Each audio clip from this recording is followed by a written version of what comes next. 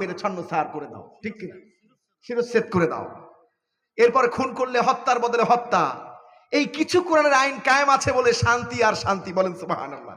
যাকাত বাধ্যতামূলক, আর আমার দেশে লোকেরা যাকাতকে জরিমানা মনে করে। কি মনে করে? মনে করে যে এটা ইসলামী জরিমানা, বলেন নাউজুবিল্লাহ। এই যাকাত হলো হক।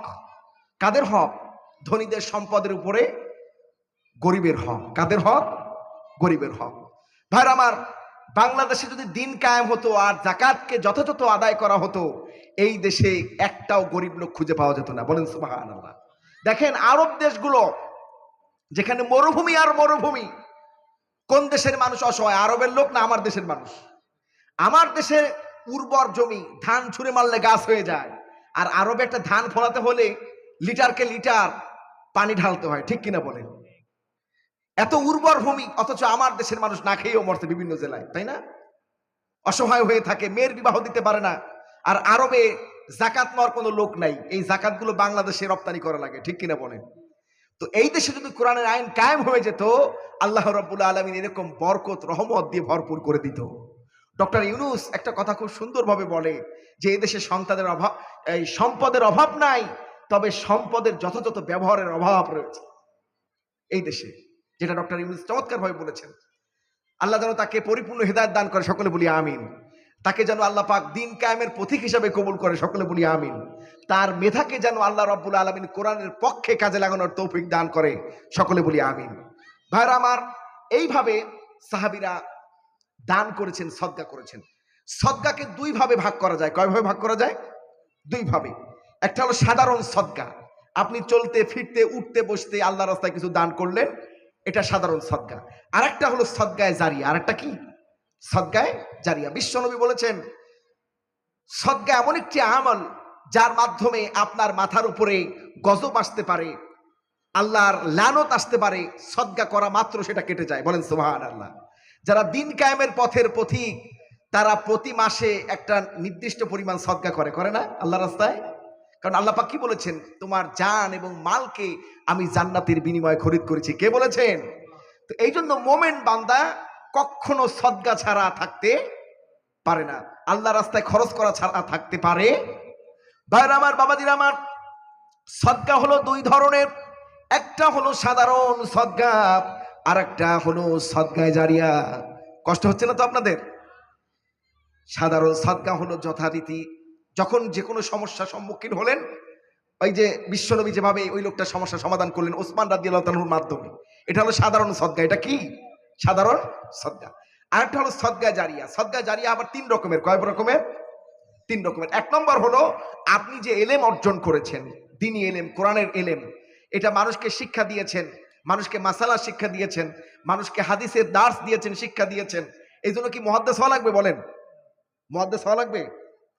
আমাদের সমাজে প্রচলিত যে মৌলানা মুফতি না হইলে তাফসির করতে, এক শ্রেণী বলে না, এক শ্রেণী বলে না যে বড় আলেম হতে হবে তারপর তুমি দার্স দিবা, তাফসির করবা। অথচ আল্লাহ পাক বলছেন যে ওয়ালাকাদ ইয়াসসারনাল কুরআনা লিযিকর ফাহাল মিন মুদ্দাকির। কোরআনকে বোঝা, মুখস্থ করা আমি আল্লাহ সহজ করে দিয়েছেন। কে বলছেন? আল্লাহ। কেমন সহজ করেছেন? ছোট্ট একটা বৈজ্ঞানিক ব্যাখ্যা দিয়ে আমি সামনে আগাতে চাই। আরবি ভাষা 2 মিলিয়ন, কয় মিলিয়ন? 2 মিলিয়ন শব্দে সমৃদ্ধ। কয় মিলিয়ন শব্দে সমৃদ্ধ? 2 মিলিয়ন শব্দে সমৃদ্ধ। অথচ কোরআনুল কারিমে আল্লাহ পাক মাত্র 6000 শব্দ ব্যবহার করেছেন। কয় হাজার শব্দ? 6000 শব্দ ব্যবহার করেছেন। এর মধ্যে 75% আপনি আয়ত্তে আনতে পারবেন কোরআনের ভাষা যদি আপনি 15% শব্দকে রপ্ত করতে পারেন। কত পার্সেন্ট? 15%। বাকি অর্থাৎ 1500 শব্দ আপনি আয়ত্ত করলে 75% আপনার হাতে চলে আসবে। আর বাকি 4500 শব্দ আল্লাহ একবার দুইবার ব্যবহার করেছেন। মোটামুটি 6000 শব্দ যদি আপনি রপ্ত করতে পারেন আরবি ভাষার, তাহলে গোটা কোরআনের তাফসীর তরজমা আপনি করতে পারবেন। অথচ আরবি ভাষা সমৃদ্ধ 2 মিলিয়ন শব্দে। কত মিলিয়ন শব্দে? এই জন্য আল্লাহ পাক স্পষ্ট করে বলছেন আমি কোরআনকে বোঝা, মুখস্থ করা সহজ করে দিয়েছি, বলেন সুবহানাল্লাহ। মাওলানা মুফতি হওয়া এটা হলো ফরজে কিফায়ার মতো। কিসের মতো? ফরজে কিফায়া। কিছু সংখ্যক লোক আদায় করলে হক আদায় হয়, কিন্তু দ্বীনি ইলম তলব করা, তলাবুল ইলমি ফারিদাতুন আলা কুল্লি মুসলিম, দ্বীনি ইলম তলব করা প্রত্যেক মুসলমানের উপর ফরজ। বলেন সুবহানাল্লাহ। ভাইরা আমার, বাবাজিরা আমার, আপনি সারা জীবন যত ইলম অর্জন করেছেন, মানুষের মাঝে ছড়িয়েছেন, এর দ্বারা যত মানুষ উপকৃত হবে, কিয়ামত পর্যন্ত আপনি দুনিয়ায় থাকবেন না, আপনার আমল নামায় সে আমল আল্লাহ পাক এই সওয়াবগুলো পৌঁছাতে থাকবেন। বলেন সুবহানাল্লাহ। 2 নম্বর হলো মসজিদ, এতিমখানা, মাদ্রাসা, রাস্তাঘাট, সেতু, পুকুর, মানব জাতির কল্যাণে যত প্রতিষ্ঠান প্রয়োজন হয়, আপনি এগুলো করে যাবেন, এর সদকায়ে জারিয়ার সওয়াব পাবেন। বলেন সুবহানাল্লাহ। কি কি?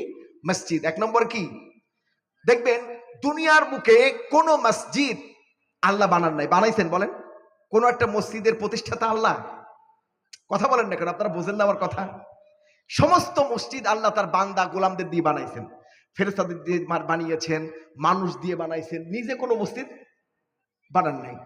কারণ আল্লাহ রাব্বুল আলামিন এর বদলা দিতে চান। জান্নাতকে আল্লাহ নিজে বানিয়েছেন, জান্নাত আল্লাহ তাদের জন্যই বানিয়েছেন যারা দুনিয়ার বুকে মসজিদ বানাবে। বলেন সুবহানাল্লাহ।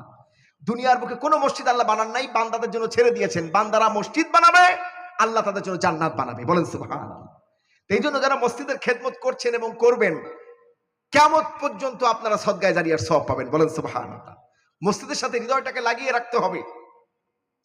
ভাইরা আমার, বাবাদিন আমার, এরপরে এতিমখানা, লিল্লা বোর্ডিং, মাদ্রাসা, রাস্তাঘাট, সেতু, পুকুর, এমনকি ছোট্ট একটা টিউবওয়েল রাস্তার পাশে দিয়ে দিয়েছেন, লোকেরা যায়, পানি ব্যবহার করে, পানি খায়, এই সব আল্লাহ পাক আপনার আমলনামায় লিখে দিবেন। বলেন সুবহানাল্লাহ।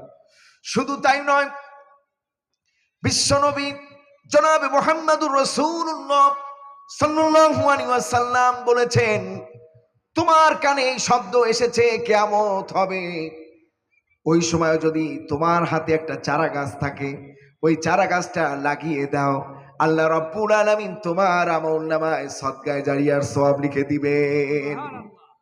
তাহলে গাছ লাগানো কি সদকায়ে জারিয়া। 3 নম্বর হলো নেক সন্তান। 3 নম্বর কি? নেক সন্তান। আপনি ইলম শিক্ষা দিয়েছেন, দ্বীন শিক্ষা দিয়েছেন, আপনি আকিমুদ্দিনের কর্মী বানাই দিয়ে গেছেন, তার হাত দিয়ে আরেকজন কর্মী হয়েছে, শত শত কর্মী হয়েছে, এই সব আপনার আমলনামায় কে দিবেন?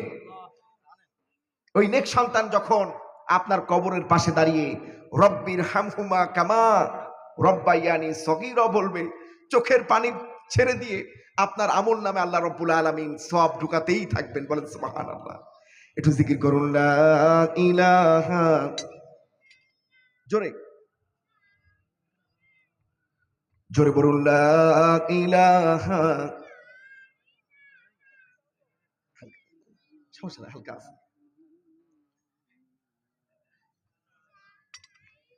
লা ইলাহা, লা ইলাহা,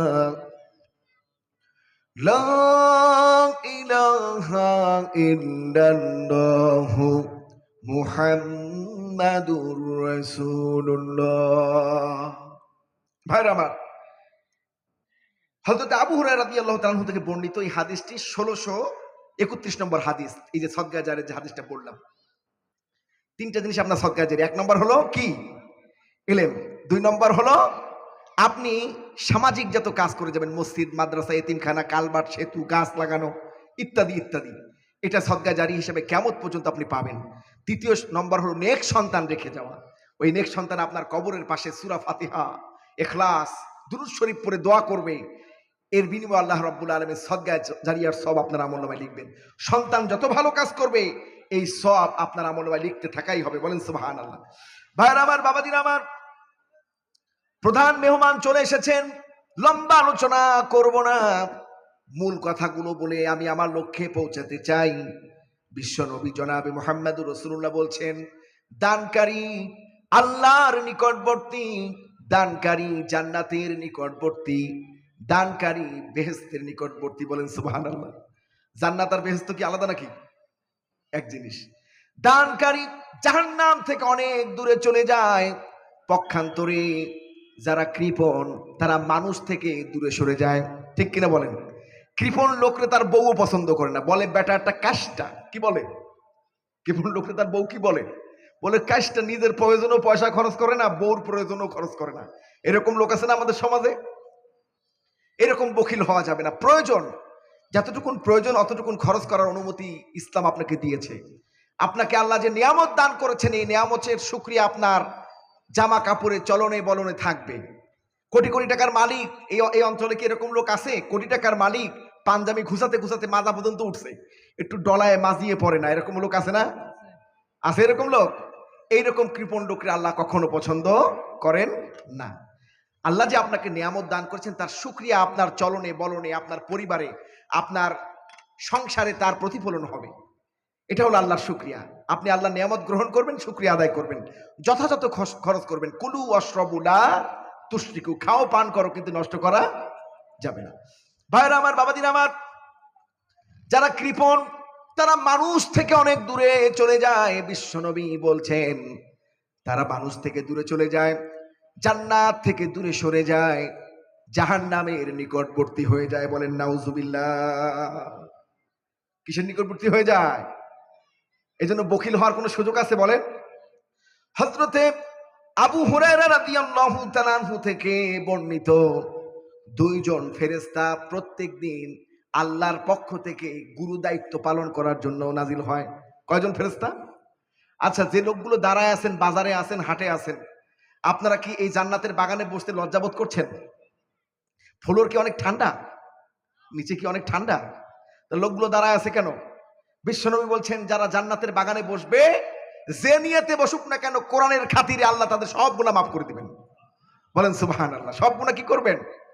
মাফ করে দিবেন, এবং তাদের জন্য জান্নাতকে বরাদ্দ করবেন। বলেন সুবহানাল্লাহ। এই জন্য বাজারে ঘাটে বাদাম খেয়ে ঘুরে বেড়ালে কিন্তু এই পুরস্কার আপনারা প্যান্ডেলে আসতে হবে, জান্নাতের বাগানের প্যান্ডেলে বসতে হবে।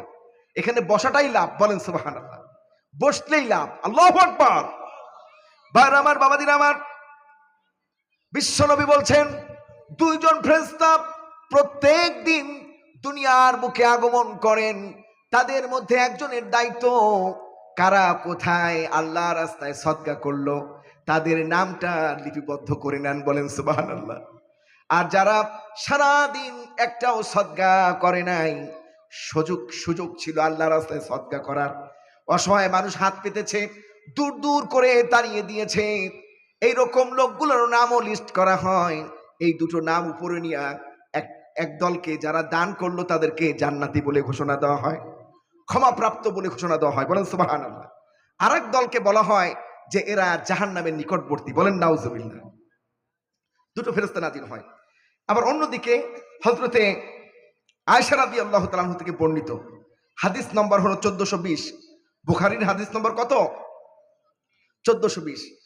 বিশ্বনবী বলছেন যে আমার স্ত্রীর মধ্যে একজন স্ত্রী আছে, তার হাতটা অনেক লম্বা, সে খুব শিগগিরই জান্নাতের সুঘ্রাণ প্রাপ্ত হবে। বলেন সুবহানাল্লাহ।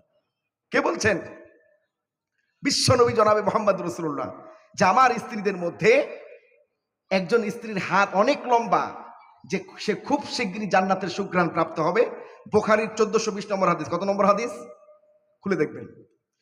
ভাইরা আমার, বাবাদিরা আমার, স্ত্রীরা একে অপরের হাত মাপতে লাগলো। হাত মাপতে মাপতে দেখা গেল সাউদা রাদিয়াল্লাহু তাআলা আনহার, আমাদের মা উম্মুল মুমিনিন সাউদা রাদিয়াল্লাহু তাআলা আনহার হাতটা সব চাইতে লম্বা। কিন্তু লক্ষ্য করে দেখা গেল খুব শীঘ্রই জয়নাব রাদিয়াল্লাহু তাআলা আনহা দুনিয়া থেকে বিদায় নিয়ে চলে গেল। স্ত্রীদের মধ্যে গুঞ্জন সৃষ্টি হলো যে রাসূলুল্লাহ বলছেন জান্নাতের সুঘ্রাণ পাবে, হাত যার লম্বা, তো সাউদার হাত লম্বা, চলে গেল জয়নব। চলে গেল কে? জয়নব রাদিয়াল্লাহু তাআলা আনহা। পরে গবেষণা করে দেখা গেল, খোঁজ খবর নিয়ে জানা গেল রাসূলুল্লাহর যতগুলো স্ত্রী ছিল সব চাইতে বেশি দান করত জয়নব রাদিয়াল্লাহু তাআলা আনহা। বলেন সুবহানাল্লাহ। কত বড় আমল! আপনি দানকারী হবেন, আল্লাহ রাস্তায় খরচ করবেন, আল্লাহ রাব্বুল আলামিন জান্নাতের পরে আল্লাহ পাক মৃত্যুর পরে জান্নাতের সুঘ্রাণ পাইয়ে দিবেন। বলেন সুবহানাল্লাহ। কে বলেছেন? বিশ্বনবী জনাবে মুহাম্মদ রাসূলুল্লাহ।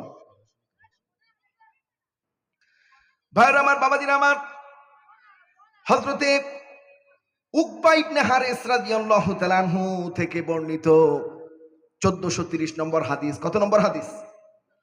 1430 নম্বর হাদিস। রাসূলুল্লাহর কাছে এক টুকরা স্বর্ণ আসছে। কি আসছে? এক টুকরা স্বর্ণ হাদিয়া আসছে আসরের নামাজের আগে। কখন? খেয়াল করে আমার সাথে আছেন তো সবাই?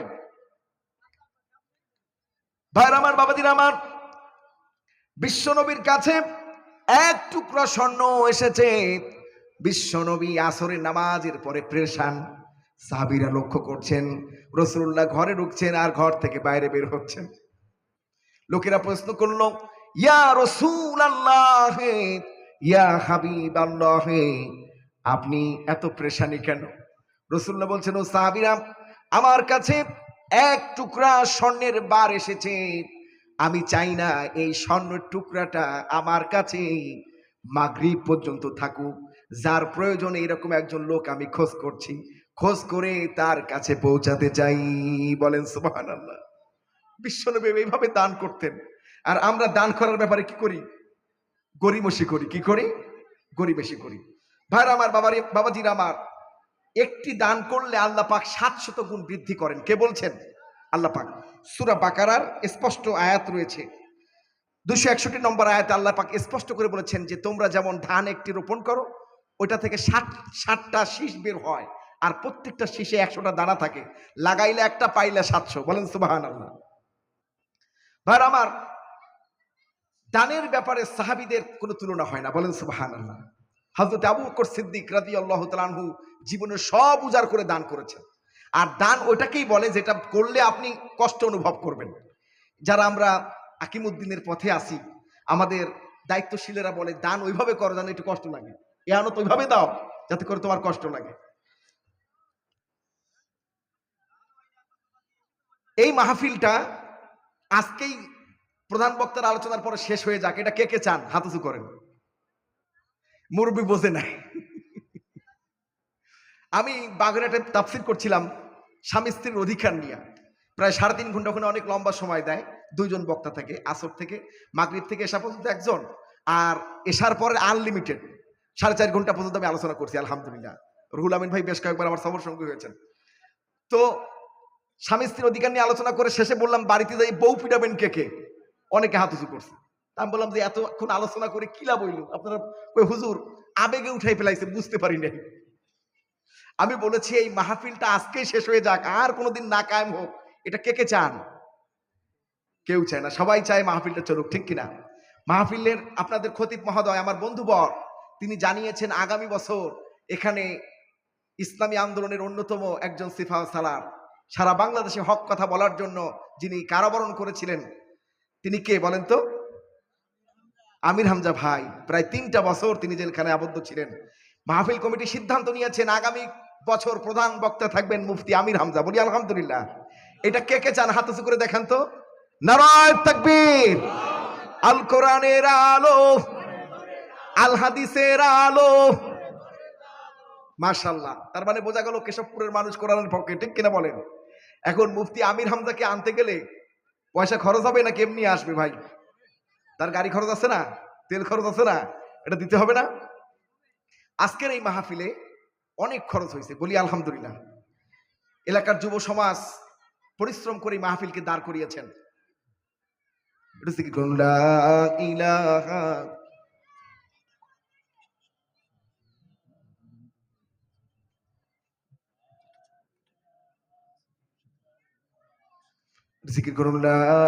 ইলাহা, লা ইলাহা, লা ইলাহা ইল্লাল্লাহু মুহাম্মাদুর রাসূলুল্লাহ সাল্লাল্লাহু। আমি আপনাদেরকে কষ্ট দেব না। প্রধান বক্তা অনেক ভালো শিল্পী, আমি তার আলোচনা ইউটিউবে দেখেছি, চমৎকার আলোচনা করেন। আমিও বিভিন্ন জায়গায় প্রধান বক্তা থাকি। আমি আপনাদের ছোট ভাই, পাশের জেলার মানুষ, খুলনা। বেশি কষ্ট দিব না, প্রতিদিন আলোচনা থাকার কারণে গলা বসে গেছে, এই জন্য বেশি কষ্ট দিই নাই, আপনাদের অল্পতে ছেড়ে দিব। আমি এই মাহফিলটা চলুক, মদ্দে মুজাহিদের মতো একটা ভাই 5,000 টাকা দিবেন, একটু হাত উঁচু করে দেখাবেন যে আমির হামজা সামনের বছর আসবে এই মাহফিলটাকে ঠিক রাখার জন্য। কোরআনের পাখি আসবে, লক্ষ লক্ষ মানুষ এখানে হাজির হবে। বলি আলহামদুলিল্লাহ। লক্ষ লক্ষ মানুষ আসবে না? লক্ষ লক্ষ মানুষ কোরআনের বাণী শুনে যাবে। এবং এর দ্বারা আরো লক্ষ লক্ষ মানুষ তার আলোচনা শুনবে ইউটিউবের মাধ্যমে। অন্তত এই যে আজকে কয়টা আসছে মিডিয়া, ওই দিন দেখবেন হাজার হাজার মিডিয়া এখানে হাজির হয়ে গেছে, ঠিক কিনা বলেন? তো এই সবগুলো আপনি পাবেন না। এই জন্য একটা ভাই আমি চাই যে নগদ হোক আর বাকি হোক, আমি মুসাফির মানুষ, অনেক দূর থেকে এসেছি, আপনাদের কেশবপুর খুলনা মেন টাউনের অনেকটা লম্বা রাস্তা, ঠিক কিনা? তো আমি মুসাফির মানুষ, খাস দিলে দোয়া করব একটা ভাই অন্তত এই মুসাফিরের ইজ্জত রক্ষা করবেন। আল্লাহ নারায়ে তাকবীর। আল কোরআনের আলো। ভাইদের নাম কি?